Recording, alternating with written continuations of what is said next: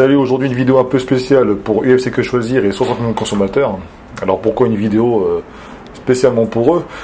Parce qu'en tant que consommateur, on est plutôt inquiet de ce qu'on consomme évidemment, c'est-à-dire les compléments alimentaires, que ce soit les protéines, les boosters, les brûleurs de graisse pour ceux qui en prennent. Et en fait, j'avais dans l'idée de faire analyser certains compléments alimentaires, mais plusieurs obstacles. Le premier, c'est le coût, c'est très important. Je me suis renseigné, il faut compter des milliers d'euros au final pour les produits que je voulais tester. Il y a aussi le fait de se heurter à une machine juridique énorme que je ne pouvais pas supporter seul en tant que petit site, parce que je rappelle, je suis pas une entreprise, je suis un particulier qui partage ça sur une espèce de blog.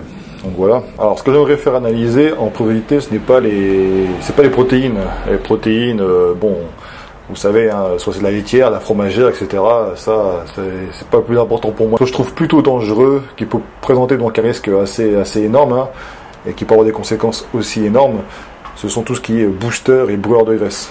On a déjà vu dans des vidéos, des anciens tests que j'ai fait auparavant, on a parlé des substances qui étaient interdites, qu'on a pu retrouver à l'intérieur. Avec Michael Gundy, dans les podcasts, on en a également parlé.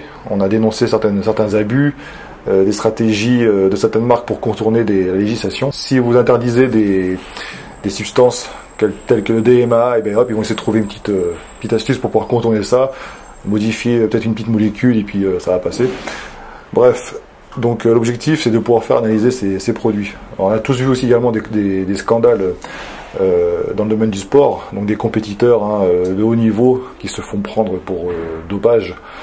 Et à chaque fois, c'est toujours, selon leur argument, c'est toujours dû à un booster qu'ils ont consommé ou un brûleur de graisse, enfin voilà. Donc pourquoi? Parce qu'ils ont consommé ces produits et qu'ils ne savaient pas qu'à l'intérieur ils contenaient telle ou telle substance qui est évidemment interdite en compétition. Alors ce projet peut être intéressant parce qu'en France, on a beaucoup d'articles de journaux qui en parlent, mais en final, on n'a vraiment pas du tout d'analyse sérieuse là-dessus.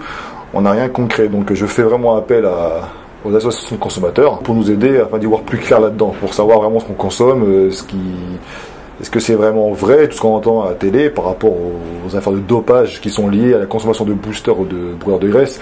Est-ce que ce sont des arguments avancés par les athlètes pour se protéger? Le meilleur moyen de le savoir, c'est de les faire analyser en laboratoire. Et donc des associations de consommateurs telles que UFC Que Choisir ou 60 millions de consommateurs, je cite les plus gros qui sont connus, eux ils peuvent supporter tout ce qui s'en suivra par la suite. Si jamais les faits sont avérés, ils n'hésiteront pas, j'en doute pas un instant, ils n'hésiteront pas à partager tout ça avec le public, et de façon à ce que ça oblige les marques à plus de clarté et de transparence, donc voilà. Et après par la suite, pourquoi pas faire analyser d'autres compléments type protéines, etc. Mais je voulais commencer vraiment par les choses vraiment qui me semblent plus dangereuses.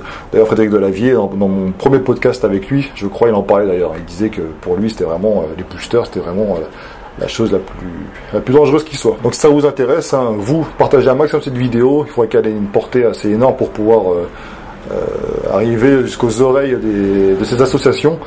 J'ai tenté par mail et j'ai réussi à échanger 2-3 fois, mais au final, à chaque fois, ça n'allait pas plus loin, quoi. Donc j'espère qu'avec cette vidéo-là, ça va créer quelque chose pour qu'on puisse avoir enfin droit à ces tests en France. Allez, à bientôt.